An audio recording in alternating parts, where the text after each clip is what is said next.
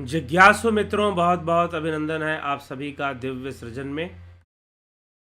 प्रत्येक दिवस की भांति आज फिर हम यहाँ पर यह लाइव चर्चा का कार्यक्रम शुरू कर रहे हैं और आज इस लाइव चर्चा का विषय है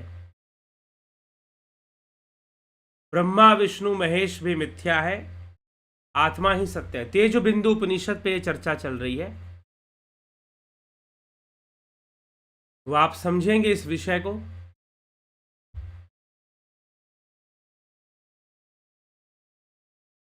यह बात किस ढंग से कही जा रही है, कैसे कही जा रही है। तो तेज बिंदु उपनिषद का पंचम अध्याय, चतुर्थ अध्याय तक कल हमने सुना। आज हम पंचम अध्याय प्रारंभ करेंगे, तेज बिंदु उपनिषद का पंचम अध्याय। तो पंचम अध्याय में चर्चा कैसे शुरू होती है। निदाघ नाम के एक मुनि हैं, वो भगवान श्रीभु से प्रश्न करते हैं कि मुझे आत्म और अनात्म के संबंध में विवेक दीजिए। मुझे आत्म और अनात्म के संबंध में विवेक दीजिए कि आत्म क्या है और अनात्म क्या है,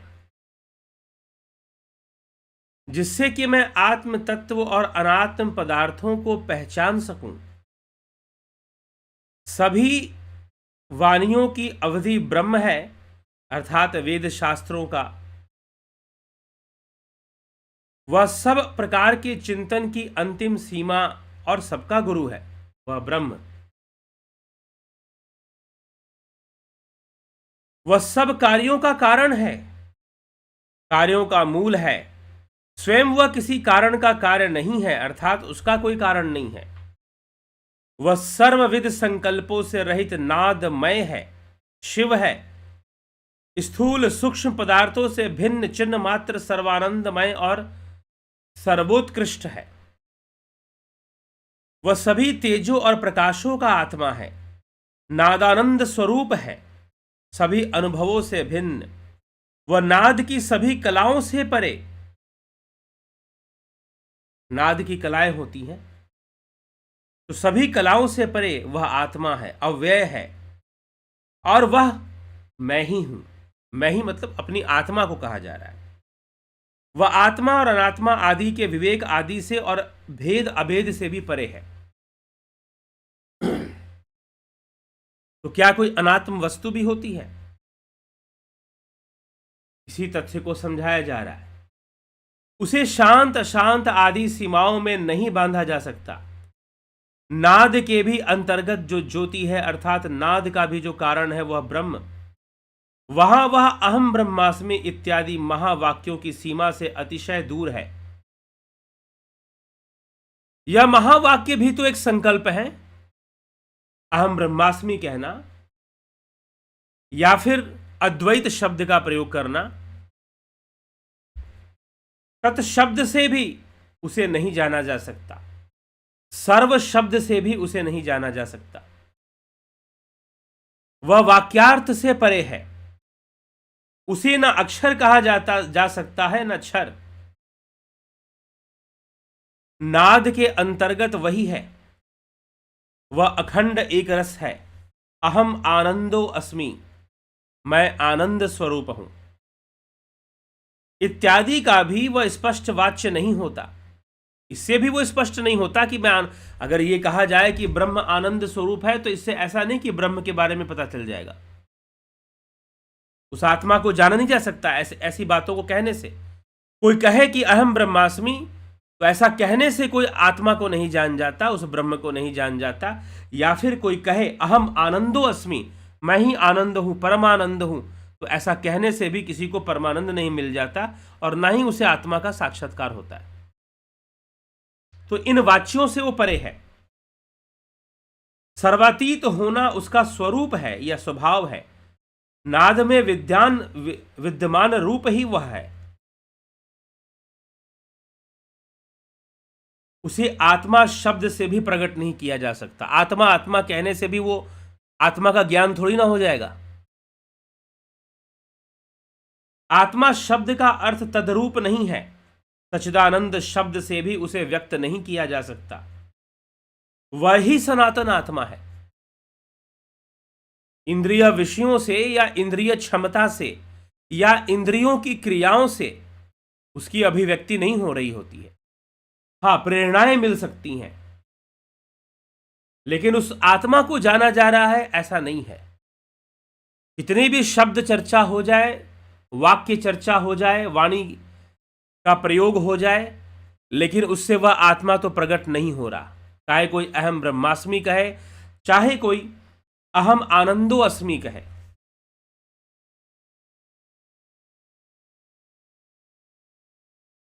तो उसके बाहर कुछ भी नहीं, न ही कुछ उसके अंदर, ऐसा कहा जाता है। उसका किन्हीं शब्दों से वर्णन नहीं हो सकता, वेद वाक्यों से भी उसे नहीं समझा जा सकता।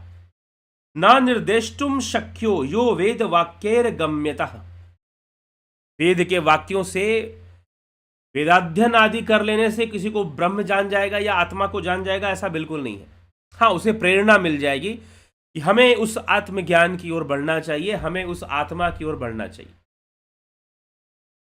उसे प्रेरणा जरूर मिल जाएगी, लेकिन वो आत्मा को जान गया या जान जाएगा, ऐसा बिल्कुल नहीं है।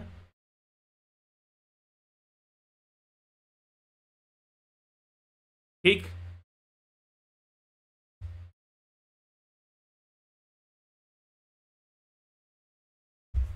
तो वो आत्मा को जान जाएगा शब्द प्रयोग करने से या आत्मा आत्मा कहने से या अहम ब्रह्मास्मि कहने से, ऐसा नहीं है।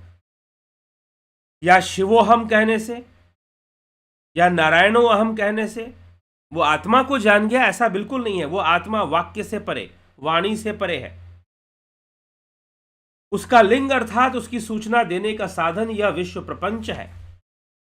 सबका आत्मा यह ब्रह्म है, इसमें कोई संदेह नहीं। जिसका ना शरीर है, ना तो वह जीव है, और ना उसका स्वरूप है, और ना ही कोई भूत भौतिक पदार्थ है। उसका नाम रूप आदि नहीं है, ना उसका भोज्य और ना ही भोग का भोक्ता है। उसकी न सद असद रूप में स्थिति है, ना तो वो सत्य है और ना ही वो असत्य है, ना तो वो द्वैत और ना ही वो अद्वैत। अब ऐसा भी माना गया है, क्यों? क्योंकि अद्वैत भी कहना तो संकल्प है, वाक्य है, वाच्य है। बस अद्वैत कहकर उसको, उसकी ओर हमें प्रेरणा दी जा रही है। गुणा वा विगुणम वापि सम आत्मा न संशय यस्य वाच्यम वाचकम वा श्रवणम मननम च वा। वह ना गुण रूप है, ना विगुण रूप है, वह आत्मा सम रूप है, इसमें कोई संदेह नहीं। उसका कोई ना वाच्य है और न ही उसका कोई वाचक है। ना उसे सुना जा सकता है और ना मनन ही पूरी तरह किया जा सकता है। अब हम यहां पर जितना भी बोल रहे हैं, इससे किसी को आत्मज्ञान नहीं हो जाएगा। कितनी भी आत्मा की बातें कर लो, उससे किसी को आत्मज्ञान नहीं हो जाएगा। हां, प्रेरणाएं जरूर मिलती हैं। तो इसीलिए ना तो उस आत्मा का कोई वाच्य है, ना ही उसका कोई वाचक है, ना उसे सुना जा सकता है। न वै आत्मा प्रवचनेन लभ्यो न श्रुत्या न बहुना, न मेध्या न बहुना श्रुतेन। न मेधा से, यह कठोपनिषद में भी ऐसा वर्णन आता है। तो वह ना गुण रूप है, ना विगुण है, वह आत्मा समस्वरूप, इसमें कोई संदेह नहीं। उसका कोई ना वाच्य है, ना ही उसका कोई वाचक है, ना उसे सुना जा सकता है, ना मनन ही किया जा सकता है।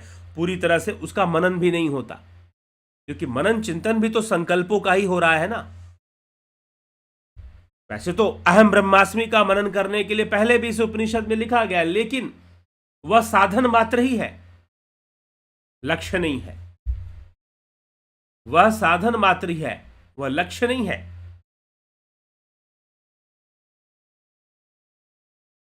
गुरु शिष्य आदि का भेद उसमें नहीं है।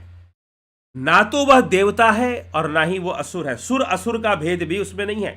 गुरु शिष्यादि भेदम व देव लोका सुरासुरा यत्र धर्मम धर्मम वा शुद्धम वा शुद्ध मनवपि।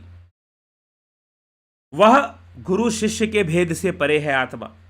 वह ब्रह्म, वह आत्मा, वह सुर और असुर, देवता और असुरों के भेद से परे है। वह ना देवता है ना असुर है, ना धर्म है ना अधर्म है, और ना शुद्ध है और ना ही अशुद्ध है। उसमें न काल का भेद है, यत्रम कालम कालम व निश्चय संशयो नहीं। उसमें न काल का भेद है न अकाल का भेद है, निश्चय और संशय भी उसमें नहीं है।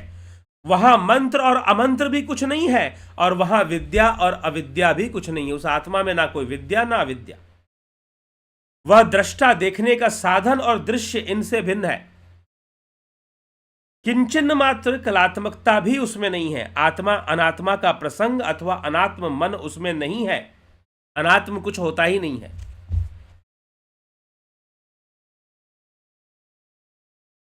वह अनात्म है, वह जगत है, ऐसा भी नहीं कहा जा सकता।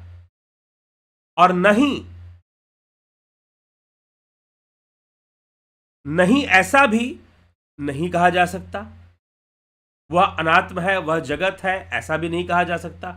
और नहीं है, ऐसा भी नहीं कहा जा सकता। मतलब हम ये भी नहीं कह सकते हैं कि वो अनात्म है या जगत है, और हम ये भी नहीं कह सकते हैं कि वो आत्म और जगत नहीं है। यही बात मांडुक्य कारिका में बड़े सुंदर ढंग से लिखी गई है कि वह ब्रह्म ना तो जन्मा है और ना ही अजन्मा है। ये कौन सी बात हुई? ना तो जन्मा है, उसका जन्म भी नहीं होता, और वो अजन्मा भी नहीं है। तो जब अजन्मा नहीं है तो इसका मतलब उसका जन्म होता है।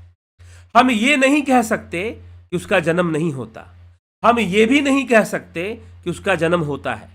दोनों ही बात नहीं कही जा सकती। इसीलिए यहां पर लिखा गया कि वह अनात्म है, वह जगत है, ऐसा भी नहीं कहा जा सकता, और ऐसा भी नहीं कहा जा सकता कि ऐसा नहीं है। वह सब संकल्पों से शून्य और सभी कार्य पदार्थों से परे है। वह केवल ब्रह्म मात्र, अनात्म नहीं है, ऐसा निश्चय समझो। क्योंकि उसमें न तो स्थूल है और ना सूक्ष्म है और ना ही कारण शरीर है। वह स्थूल शरीर, सूक्ष्म शरीर और कारण शरीर से भी परे। वह न भूत, भविष्य और वर्तमान काल की सीमा है, वह इसकी सीमा से भी परे है। जीव में संपृक्त रहने वाले सत्व, रजस और तमस, इन गुणों का भी इसमें अभाव है। त्रिताप भी उसमें नहीं है।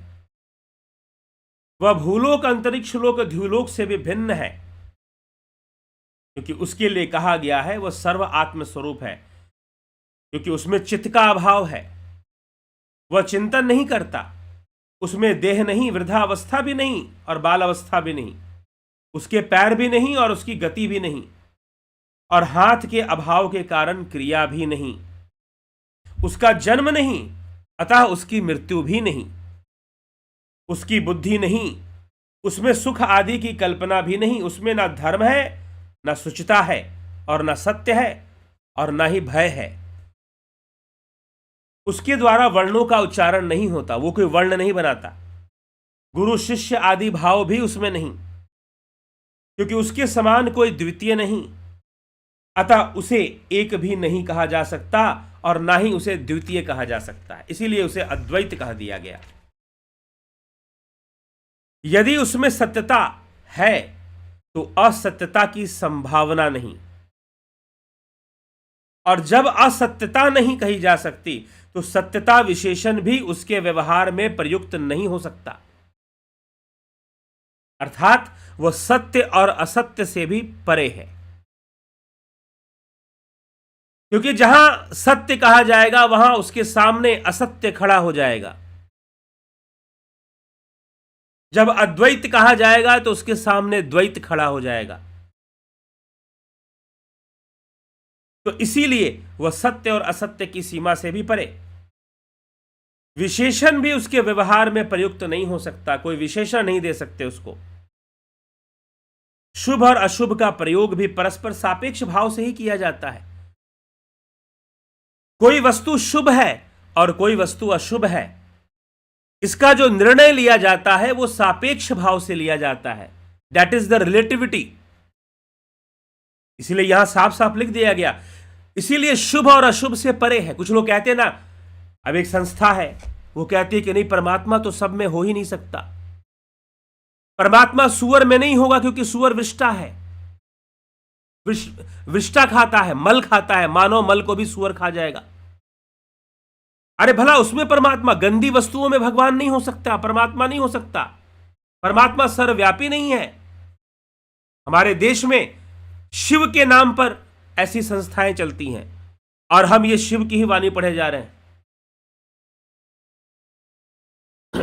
किसी वस्तु का शुभ होना, किसी वस्तु का अशुभ होना, that is the topic of relativity. आप किस स्थान पर, किसके पक्ष में कौन सी बात कर रहे हैं। एक दृष्टिकोण से जो शुभ है, दूसरे दृष्टिकोण से अशुभ भी हो सकता है। जैन दर्शन का स्यादवाद इसी बात को समझाता है, सापेक्षवाद, क्योंकि जो शुभ है और अशुभ है इसका निर्णय सापेक्ष होकर लिया जाता है, निरपेक्ष होकर नहीं लिया जाता, और वह परमात्मा शुभ और अशुभ से भी परे है।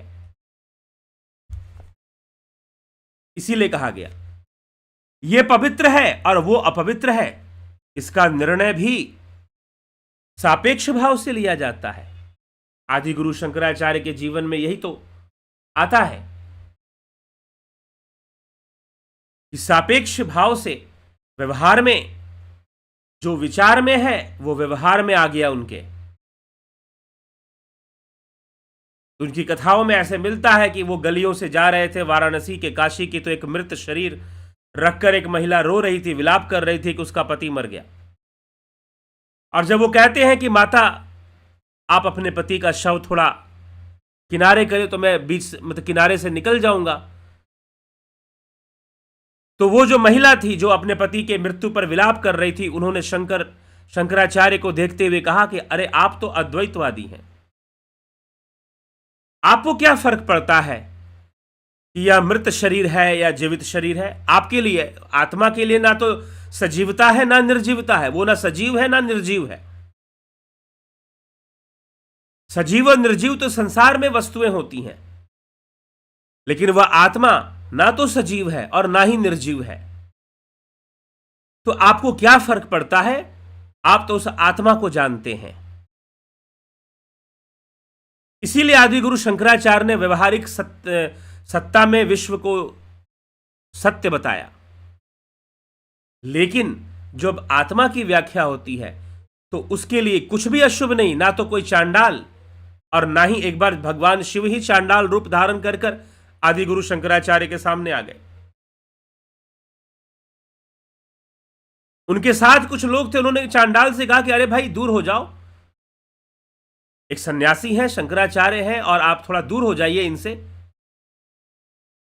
चांडाल ने कहा कि भाई वह आत्मा, उस आत्मा के लिए ना तो कुछ पवित्र है ना अपवित्र है, ना शुभ है ना अशुभ है, ये सारी बातें सापेक्ष हैं, रिलेटिव हैं। किसी ना किसी संबंध में कोई वस्तु शुभ हो जाती है, कोई वस्तु अशुभ हो जाती है, कुछ पवित्र हो जाता है, कुछ अपवित्र हो जाता है। इसलिए यहां पर लिखा गया शुभम यद शुभम विधि अशुभाक्षु भविष्यते। यह सापेक्ष भाव से ही किया जाता है कि यह शुभ है और अशुभ है, और भय अभय का भाव भी नहीं है, अतः उसमें शुभ अशुभ भय अभय भाव की संभावना नहीं हो सकती या नहीं की जा सकती। बंधत्वमपि चेन्मोक्षो बंधा भावो भावे क्व मोक्षता मरणम यदि चेजन्म जन्मा भावे मृत्युर्न च। यह स्थिति बंधन और मोक्ष की है, जन्म और मृत्यु की है, अतः उनमें बंधन मोक्ष जन्म मृत्यु की संभावना भी नहीं की जा सकती। मैं और तुम का भेद भी नहीं किया जा सकता, क्योंकि मैं भाव होने पर ही तुम भाव आता है। यह स्थिति यह वह भाव की है, अतः इसके लिए मैं त्वम यह वह पदों का प्रयोग भी नहीं होता। यदि उसका अभाव संभव होता तो वह इस समय यह कहा जा सकता है था, अतः क्योंकि उसका ना भाव है ना अभाव है, उस परमात्मा वो भावातीत है। भावातीत होने के बाद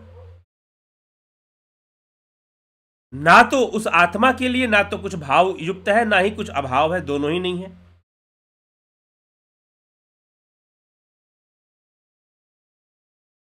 ना तो अस्ति है ना नास्ति है, ना तो उसे अस्ति पद से जानते हैं और ना ही नास्ति पद से जानते हैं। यदि द्वैत हो तभी तो अद्वैत कहा जाता है। तो द्वैत के सामने अद्वैत खड़ा हो जाता है और अद्वैत के सामने द्वैत खड़ा हो जाता है। यदि द्वैत हो तभी तो अद्वैत कहा जाता है, और जब अद्वैत हो तो द्वैत होगा। किंतु दोनों में कोई नहीं है, अतः उसमें ना द्वैत है ना अद्वैत की चर्चा हो सकती है।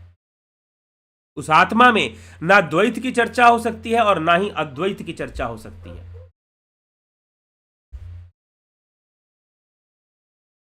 किंतु दोनों में ही नहीं है। इस प्रकार यदि उसके अंदर कुछ है यह कहा जाए तो बाहर कहना भी सत्य हो सकता है। अंतर के अभाव के कारण उसका बाहर नहीं कहा जा सकता। पूर्णता अपूर्णता भी सापेक्ष होने के कारण उसमें पूर्णता अपूर्णता का कथन भी सही नहीं है। अतः इसमें यह सब नहीं है। उसमें त्वम अहम अयम इदम आदि का प्रयोग नहीं होता। उसके लिए ना दृष्टांत का ना दृष्टांत का कथन हो सकता है। उसमें क्योंकि मन भी नहीं है, अतः परब्रह्मास्मि ऐसा चिंतन भी उसमें नहीं हो सकता। यह जगत भी ब्रह्म मात्र है और मैं और तुम भी ब्रह्म मात्र हैं। मैं केवल चिन्ह मात्र हूं। आत्मा अनात्मा की बातें नहीं हो सकती हैं, ऐसा निश्चय मानो। यह विश्व प्रपंच है ही नहीं, अतः न यह उत्पन्न हुआ है और न यह स्थित हुआ है। यह जो संसार है ना तो उत्पन्न हुआ है और ना ही स्थित हुआ है। चित्त भी प्रपंच है, अतः वह भी नहीं है, सर्वथा नहीं है। ना तो प्रपंच, ना चित्त आदि, ना अहंकार और ना ही जीव।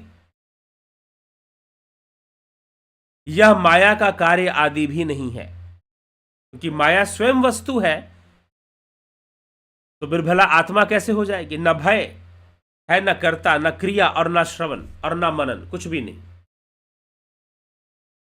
संप्रज्ञात संप्रज्ञात यह दोनों समाधि भी आत्मा में नहीं। ज्ञाता और ज्ञान भी नहीं, अज्ञान भी नहीं और अविवेक की सत्ता भी सर्वथा नहीं। न अनुबंध चतुष्टक, न संबंध त्रय भी नहीं। गंगा आदि नदियां, गया आदि तीर्थ, रामेश्वर के निकट सेतु बंध भी नहीं, भूतकाल भी नहीं। इस प्रकार ब्रह्म से अतिरिक्त कुछ भी नहीं है, बस सत्य है और सत्य और असत्य से भी परे है। न भूमि सत्य है, न जल सत्य है, न अग्नि सत्य है, न वायु सत्य है, न आकाश सत्य है, न देवता सत्य है, न दिक्पाल सत्य है और न वेद और ना ही गुरु सत्य है। ना तो आत्मा के लिए कुछ दूर है ना निकट है, ना कुछ अंतिम है ना कुछ मध्य है, ना आदि है ना अंत है। उस आत्मा के लिए कुछ भी नहीं होता। ये सब ये कहीं भी स्थित नहीं। ना द्वैत ना अद्वैत सत्य है, ना सत्य है ना ही असत्य है। यह सब कुछ नहीं है। बंध मोक्ष भी नहीं। अब उसके लिए बंधन नहीं तो मोक्ष तो हो ही नहीं सकता। सत असत भी नहीं, सुख दुख भी नहीं, न जाति है न गति है, न वर्ण है और ना ही कुछ लौकिक है। सर्वम ब्रह्म, यह भी ठीक नहीं, क्योंकि सर्व की सत्ता ही नहीं। यह ब्रह्म है, यह कथन भी ठीक नहीं। चित्त भी नहीं है, अतः मैं चित्त हूं, यह विशेषण भी उपयुक्त नहीं। अहम ब्रह्मास्मि, यह भी नहीं कह सकते। मैं नित्य शुद्ध बुद्ध हूं, ऐसा भी नहीं कहा जा सकता, क्योंकि जो कुछ वाणी द्वारा कहा जाता है और जो मन के द्वारा मनन किया जाता है वह आत्मा नहीं है। जो भी वाणी के द्वारा कहा जाता है और जो भी मन के द्वारा मनन चिंतन किया जाता है वह आत्मा नहीं है। जिसका बुद्धि से निश्चय किया जाता है और जिसको चित्त से जाना जाता है वह भी आत्मा नहीं है। योगियों का योग भी नहीं, सदा सर्वदा सब यह शुभ कुछ भी कहना उचित नहीं है कि यही आत्मा है। हाँ, योग साधन है, खुद तेज बिंदु उपनिषद योग उपनिषद है उस आत्मा तक, लेकिन आत्म और अनात्म वस्तु की यहां चर्चा की जा रही है। ये ध्यान रखिएगा सुनते हुए। अहोरात्रो, अहोरात्र, अहोरात्रादिकम नास्ति, स्नान ध्यानादिकम नहीं। अहोरात्र क्या होता है? अहो और रात्रि। अहो मतलब दिन और रात्रि इसी से निकला है होरा। होरा शास्त्र, ज्योतिष में इसका अध्ययन होता है। तो अहोरात्रि इत्यादि स्नान ध्यान आदि भ्रांति अभ्रांति आदि भी नहीं है, क्योंकि वह आत्म रूप असत भी नहीं है, ऐसा निश्चय समझो। वेद शास्त्र पुराण कार्य कारण ईश्वर लोक पंचभूत जन अर्थात मनुष्य आदित्य आदि सभी मिथ्या हैं, इसमें कोई संदेह नहीं है। बंद मोक्ष सुख दुख ध्यान चित्त सुर असुर गौण मुख्य पर और अपर और अन्य ये सभी कथन निसंदेह मिथ्या हैं। वाणी के द्वारा जिसका कथन होता है, संकल्पों से जिसकी कल्पना की जाती है, मन से जिसका चिंतन किया जाता है, वह निसंदेह सब मिथ्या है। बुद्धि से जिसका निश्चय करते हैं, चित्त से जिसका निश्चय करते हैं, शास्त्रों से जिसका प्रपंच होता है या वर्णन होता है, नेत्रों से जो देखा जाता है, श्रोत्र से जो सुना जाता है, अथवा जो कुछ भी अन्य सत्य समझा जाता है, नेत्र श्रोत्र और इंद्रियां और शरीर, ये सब निश्चय ही मिथ्या है। इदम शब्द से जिसका निर्देश करते हैं, अयम से जिसकी कल्पना करते हैं, त्वम अहम तत् इदम सोहम, अन्य जो कुछ भी सत्य माना जाता है, लोक में जिस जिस की संभावना की जाती है, वह सभी संकल्प जन्य और भ्रम है। सभी कुछ अध्यास है, सभी गोप्य भोग आदि भेद, ये सभी मिथ्या है, ये सभी दोष के प्रसंग हैं। ये आत्मा नहीं है, ये मेरा तेरा यह कुछ भी आत्मा नहीं है। मह्यम तुभ्यम मयति आदि तत्सर्वम विधतम भवेत, रक्षको विष्णुर इत्यादि ब्रह्मा सृष्टिस्तु कारणम, संहारे रुद्र इत्येव सर्वम मिथ्येति निश्चनु। स्नानम जपस्तपो होमम स्वाध्यायो देव पूजनम, मंत्रम तंत्रम च सत्संगो, गुण दोष विजृंभणम, अंतःकरण सद्भावे हेय विद्याश्च संभवः। मेरे लिए और तुम्हारे लिए, मेरे द्वारा इत्यादि सभी असत्य हैं। विष्णु रक्षक है, ब्रह्मा करता है सृष्टि करता, और रुद्र संहारक है, यह भी मिथ्या है। विष्णु रक्षा करते हैं और ब्रह्मा करता है सृष्टि करता है और रुद्र संहारक है, यह तथ्य भी मिथ्या है। स्नान जप तप होम स्वाध्याय देव पूजन मंत्र तंत्र सत्संग गुण दोष की कल्पना अंतःकरण की, ये सब अविद्या से उत्पन्न है, इसमें कोई संशय नहीं है। तीन गुणों से जो भी विद्याएं, जिसको भी हम जानना कहते हैं, जो भी ज्ञान कहते हैं, वो सब अविद्या का विषय है।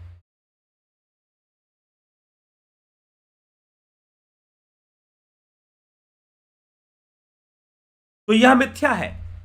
तो ब्रह्मा विष्णु महेश भी मिथ्या। उस आत्मा के संदर्भ में यह चर्चा की जा रही है, इंद्रियों के संदर्भ में नहीं की जा रही है। तो वहां पर इन सब को, देवी देवताओं को मिथ्या, ब्रह्मा विष्णु महेश को मिथ्या माना गया है, ऐसा कहा गया है। तो ऐसी चर्चा अभी पंचम अध्याय और बाकी है, तो हम इसे बाद में सुनेंगे। पंचम अध्याय में कुछ और भी अलग विषय बताए गए हैं। तो देवताओं को भी मिथ्या बोला गया है। दिक्पाल 8 वसु 11 रुद्र 12 आदित्य, ये सब मनोमय हैं। मनोमय कोश में ही इनका साम्राज्य फैला हुआ है, देवताओं का। तो इसीलिए ब्रह्मा विष्णु महेश भी उस आत्मा के संदर्भ में मिथ्या हैं, क्योंकि ना तो उसमें सृष्टि है, ना ही उसमें रक्षण है, और ना ही संहार है, क्योंकि इन सब का काल निश्चित होता है। और जो वस्तु काल के बंधन में है वह आत्मा नहीं है। तो ब्रह्मा सृष्टि करता है, रुद्र संहार करता है, विष्णु रक्षक है, तो वो किसी न किसी काल के बंधन में ये सब कार्य कर रहे हैं। इसीलिए वह आत्मा तो हो नहीं सकते, और वह मिथ्या होंगे, कहीं ना कहीं इसी त्रिगुणी माया का अंग होंगे। तो इस प्रकार से वर्णन किया जा रहा है आत्म और अनात्म वस्तु का। इसीलिए भगवान यहां पर आत्म और अनात्म को मान ही नहीं रहे कि अनात्म कुछ होता ही नहीं है। अनात्म कुछ होता ही नहीं है, जो भी है वो सब आत्म ही है। अनात्म, लेकिन अनात्म की परिभाषा दूसरे शास्त्रों में इस प्रकार से दी है, जो वस्तु आत्मज्ञान की ओर ना ले जाए वह अनात्म वस्तु, या आत्मज्ञान में जो बाधा उत्पन्न करे योग मार्ग में, उसे अनात्म वस्तु माना गया है कुछ शास्त्रों में। तो हम जरूर इन विषयों पर विचार करें, और विचार कर तेजो बिंदु उपनिषद के पंचम अध्याय से आज का यह व्याख्यान था। कल भी पंचम अध्याय से ही रहेगा व्याख्यान। पंचम अध्याय अभी बड़ा है और काफी कुछ उसमें है।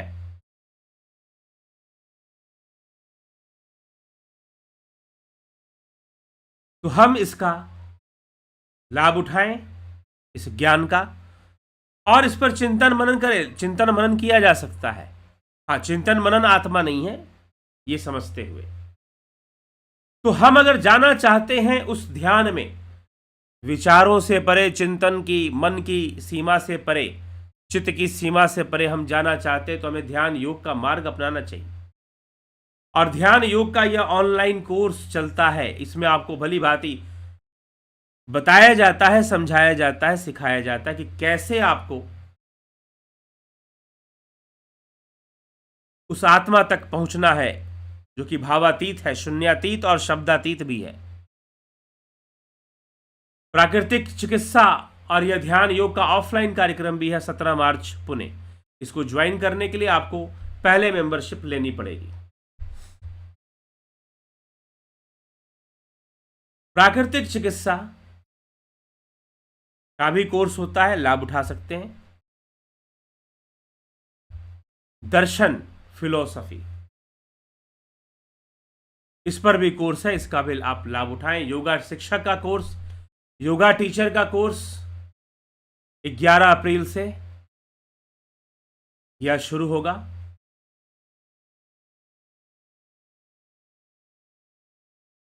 आप इसके बारे में जानकारी प्राप्त कर सकते हैं और इसका लाभ उठा सकते हैं।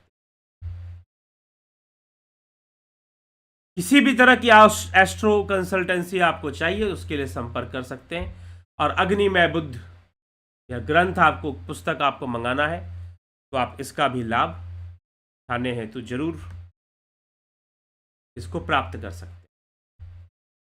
और इन सभी विषयों को संपर्क करके जानना चाहते हैं तो इस व्हाट्सएप नंबर पे आप कांटेक्ट करेंगे और कांटेक्ट कर आप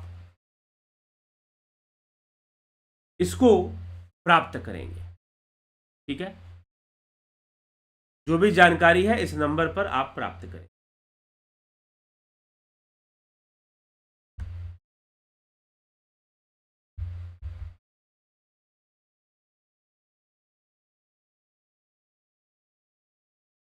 ठीक,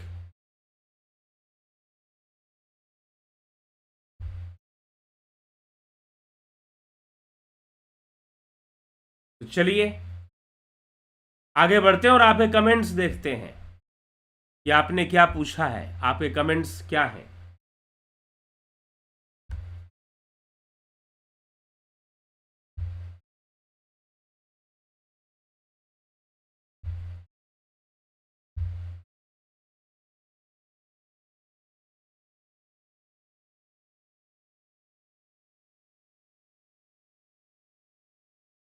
तो पहला कमेंट योगेश खैरनर जी, बहुत अभिनंदन है आपका। अवधेश कुमार जी, प्रभुदत्त शर्मा जी, सोनी पंडित जी, लवकुश वर्मा, चार्मी जी, गुरु जी, ओम तत्सत। श्रीमद् भगवत पुराण के सांख्य सूत्र और आप जो समझा रहे हैं वो सांख्य सूत्र में अंतर क्या है? क्या अंतर है वो आप भागवत में पढ़िए। ठीक है, अंतर कुछ नहीं है उसमें, अंतर को पैदा किया जाता है। राजेश कुमार जी, अभिनंदन है राजेश जी आपका, बहुत बहुत। गोविंद प्रसाद नीमा, दीपक शर्मा जी, रामविलास जी, किशोर वैद्य जी, खिम सुनार जी, श्वेता राय सिन्हा जी, ज्ञानेन्द्र भाटी जी, राजू पाल जी, विनोद केसूद, रतन सिंह जी, एके त्यागी जी, कन्हाई कुमार जी, भगवती यादव, शेखर शर्मा, नथु सिंह, विष्णुचंद्र मौर्य, गोकुल चंद्र पात्रा,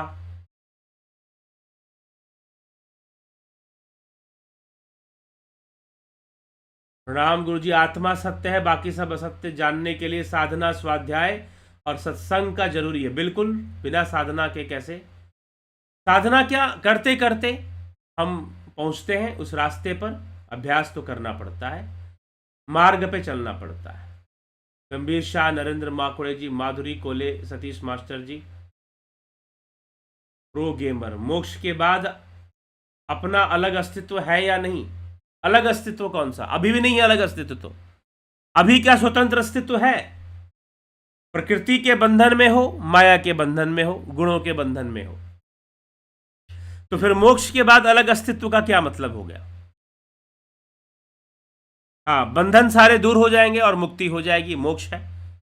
और तत्व तत्व में मिलेगा, उस तत्व में लीन हो जाना है। तो फिर अलग अस्तित्व तो अब भी नहीं है ना। अलग अस्तित्व तो अभी भी नहीं है। अमन कक्कर जी, प्रेम सागर यादव जी, कमलेश खैरनर जी, सिद्धेश नांदुरकर जी, बहुत बहुत अभिनंदन, स्वागत आप सभी का। तो चलिए इसी के साथ हम कार्यक्रम को विराम देंगे। और कोर्सेस की जानकारी, अगर आप कोर्सेस की जानकारी प्राप्त करना चाहते हैं तो आप इस नंबर पर संपर्क कर लीजिए 9661802459। इस नंबर पे आप कांटेक्ट कर लीजिए। आपको डिटेल्स मिल जाएंगी कि कौन से कोर्स, ध्यान योग का कोर्स कैसे ज्वाइन करना है, किस तरह से ज्वाइन करना। तो इसी के साथ अभी विराम देते हैं। कल फिर मिलते हैं 9 PM लाइव चर्चा में। बहुत बहुत आभार आप सभी का। ओम तत्सत।